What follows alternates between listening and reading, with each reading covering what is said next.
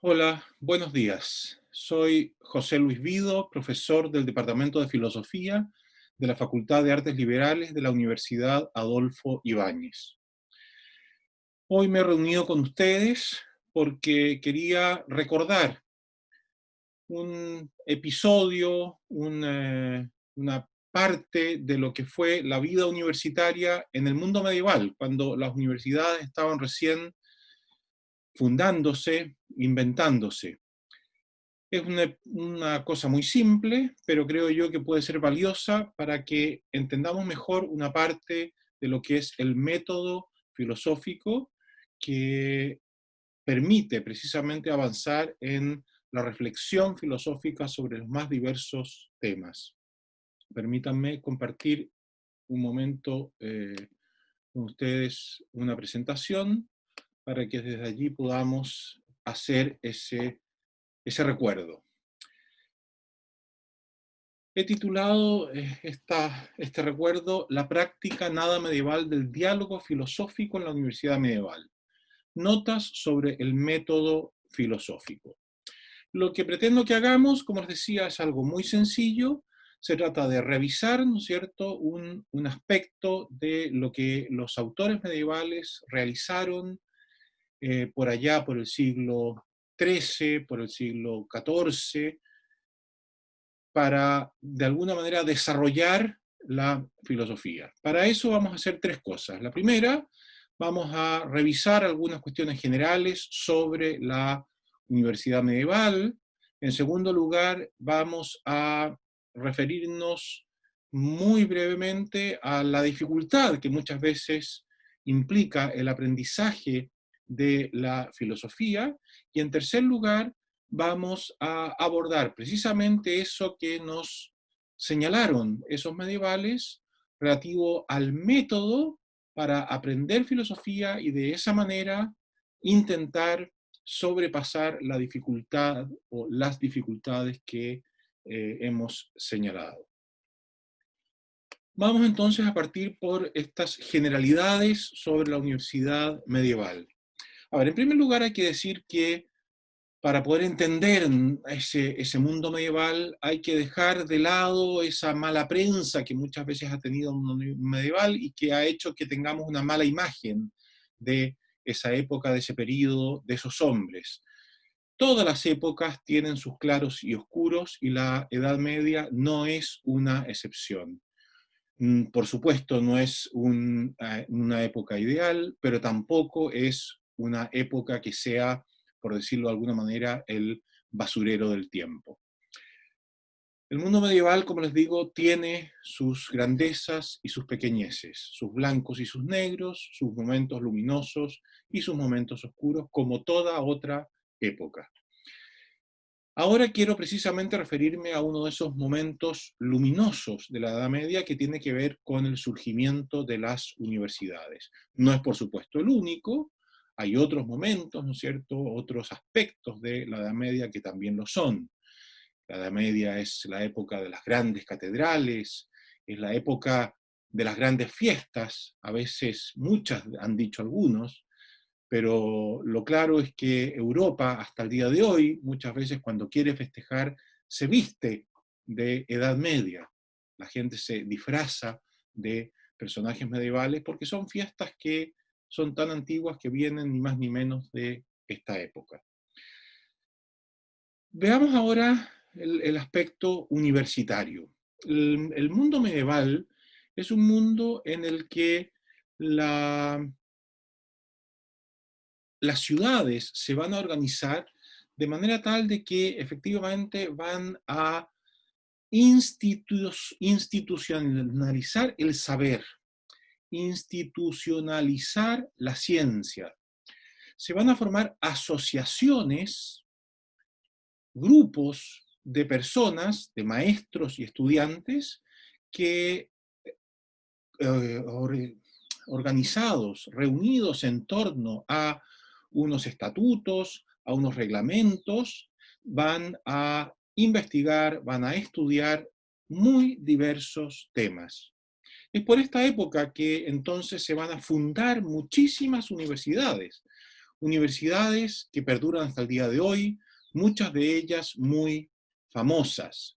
Por ejemplo, y es para poner solo algunos ejemplos, está la Universidad de Bolonia, que se funda el año 1088. Las fechas no son exactas porque muchas de estas universidades no tienen en estricto rigor una fecha de fundación. Muchas de esas fechas son convenciones posteriores que aluden a un momento en el cual ya los maestros se habían organizado con sus alumnos para institucionalizar su actividad. Bolonia, entonces, les decía, el año 1088, la Universidad de Oxford, de la cual ustedes pueden ver una bella imagen en esta presentación, que es fundada en Inglaterra en el año 1096 aproximadamente, la Universidad de Módena, de vuelta en Italia, en el año 1175, la Universidad de Cambridge en Inglaterra, el año 1208, la Universidad de Salamanca, la famosa Universidad de Salamanca en España, el año 1218, la Universidad de Padua en Italia, el año 1222, y así suma y sigue. Está la Universidad de Nápoles también, que en cierto sentido puede considerarse la primera universidad estatal. En estricto rigor no existía el Estado como lo conocemos hoy día, pero si forzamos un poco los términos, podemos hablar así. ¿Por qué? Porque es la primera fundada por un gobernante político, Federico II. Está también la Universidad de Roma, que hoy día se conoce como La Sapienza, que fue fundada por el Papa Inocencio IV, el año 1244. Está la famosa Universidad de París, la Sorbonne, se le recuerda con ese nombre por el fundador, su primer rector, llamaríamos hoy día. Está la Universidad de Praga, el año 1348, la Universidad de Viena, el año 1345, la Universidad de Heidelberg, la Universidad de Colonia en Alemania, en fin. Aparecen universidades por toda Europa, repartidas por aquí y por allá, obedeciendo de alguna manera a una casi fiebre de fundar universidades. En estas universidades, los maestros y los estudiantes se agrupan entonces para estudiar muy diversas materias. Pero ¿cuáles son fundamentalmente esas materias? Teología, filosofía, derecho, medicina. Estas materias son las que de alguna manera van a dar razón de las diversas facultades que tenían estas universidades. Dentro de esas facultades está también la Facultad de Artes Liberales. ¿Qué significa esto? Las artes liberales eran esas ciencias, esos saberes que se llamaban así porque eran en cierto sentido propia de los hombres libres. ¿Hombres libres en qué sentido? Hombres libres en el sentido de que no estaban sujetos a la, entre comillas, tiranía de la utilidad. Lo que ellos estudiaban no era primeramente porque sirviera para algo, no era porque de ello pudiese sacarse algún beneficio económico. Lo que ellos estudiaban, lo estudiaban simplemente por el placer y el interés de conocer y de entender mejor la realidad. Por eso, artes liberales. En la Facultad de Artes Liberales, en primer lugar, se estudiaba lo que se llamaba el trivium, las tres vías, eso quiere decir la palabra, ¿no? ¿Cuáles son esas tres vías? La gramática, aprender a escribir, la retórica, aprender a hablar, y la dialéctica, aprender a pensar. Y el trivium estaba acompañado también por el quadrivium, las cuatro vías. ¿Y cuáles eran esas cuatro vías? La aritmética, la geometría, la astronomía y la música. Por supuesto, en las artes liberales, en la Facultad de Artes Liberales estaba incluida también la filosofía. Pero la filosofía entendida de un modo más amplio que el modo en que lo entendemos hoy día. La filosofía de alguna manera comprendía también otras ciencias como la física, la química, la biología.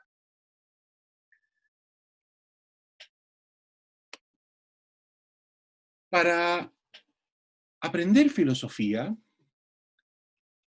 se requerían varias cosas. ¿Por qué? Porque la filosofía no era fácil, como hoy día tampoco es fácil, y ustedes se habrán dado cuenta en esta asignatura que tienen con este profesor.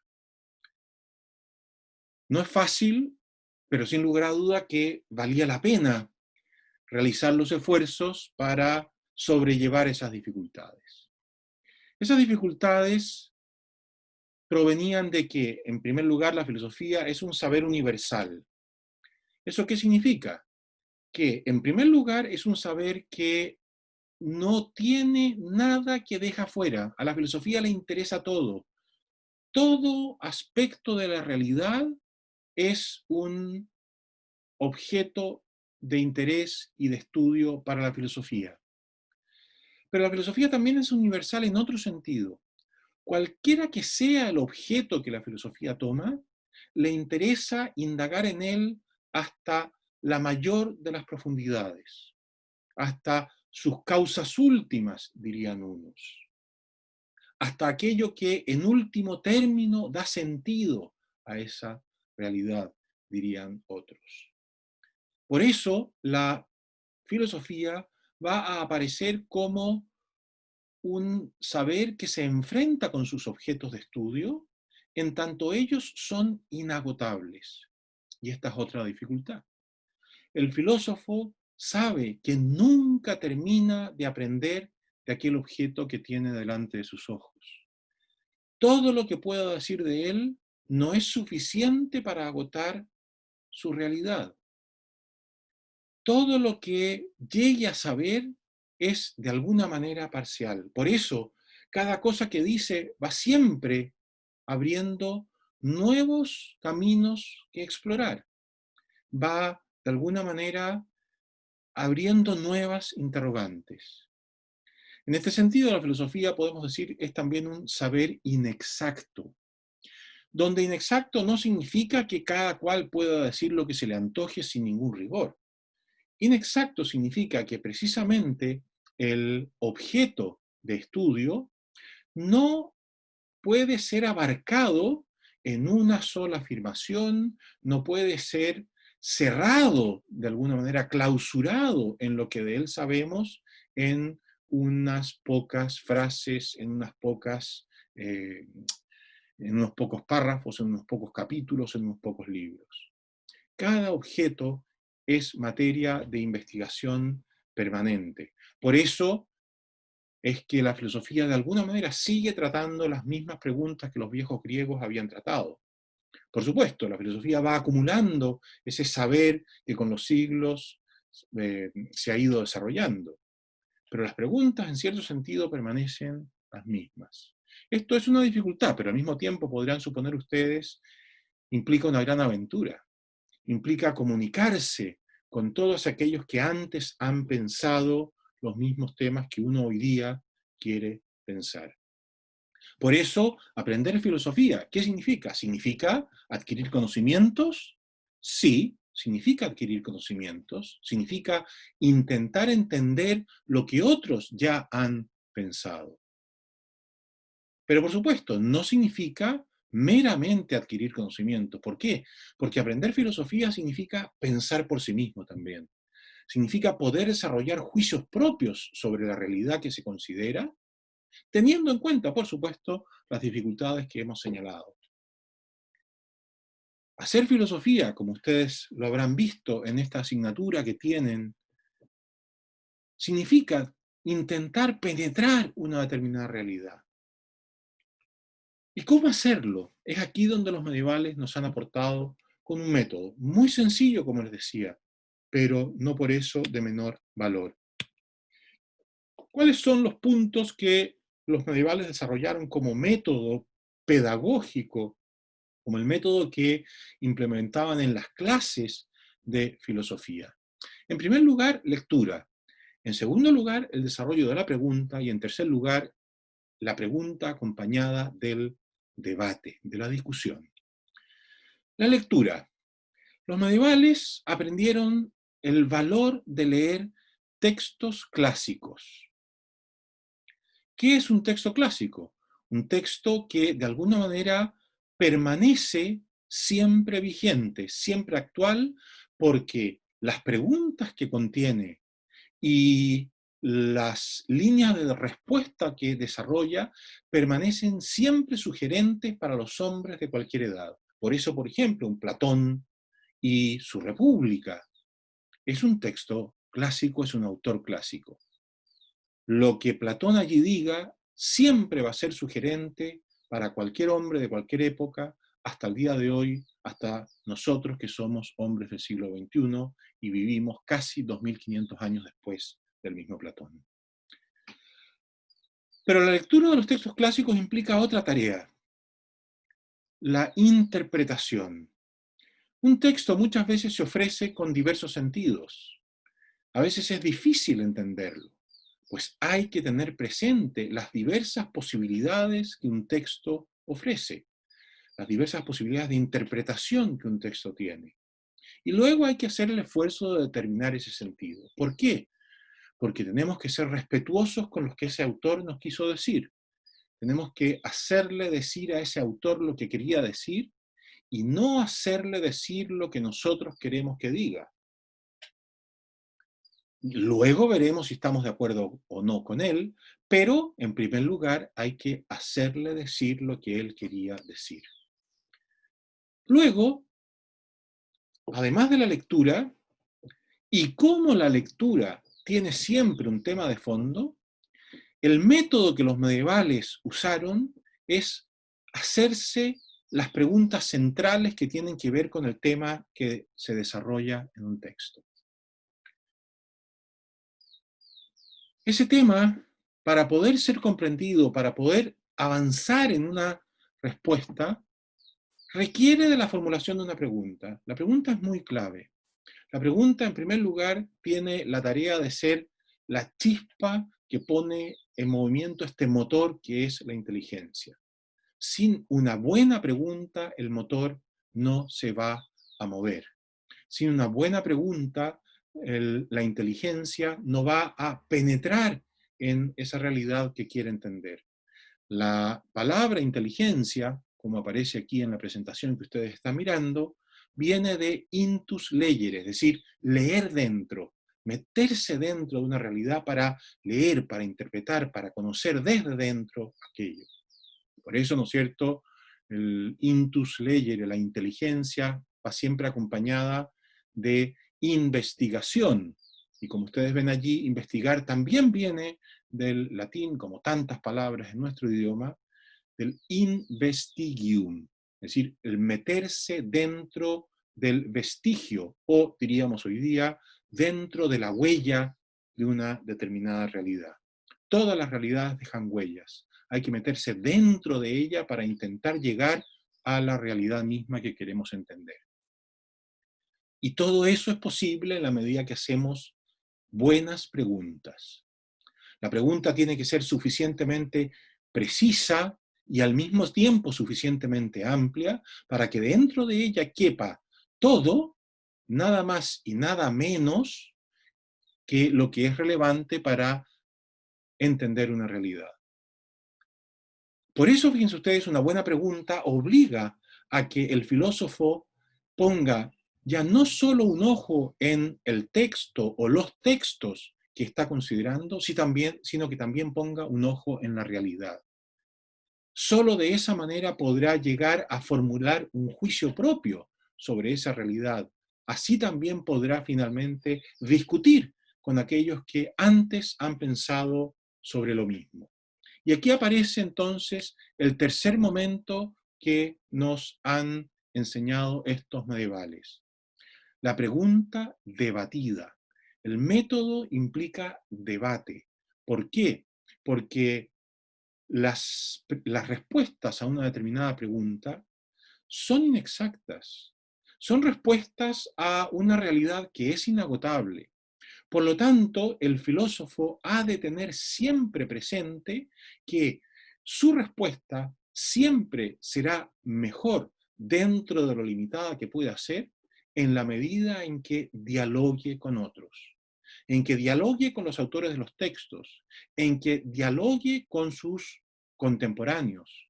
En el caso de ustedes, en la medida en que dialoguen con su profesor, en la medida en que dialoguen con sus compañeros, y en ese diálogo va a aparecer la fecundidad de la pregunta. ¿Por qué? Porque se podrán dibujar, en la medida de las posibilidades humanas, algunas respuestas que serán interesantes.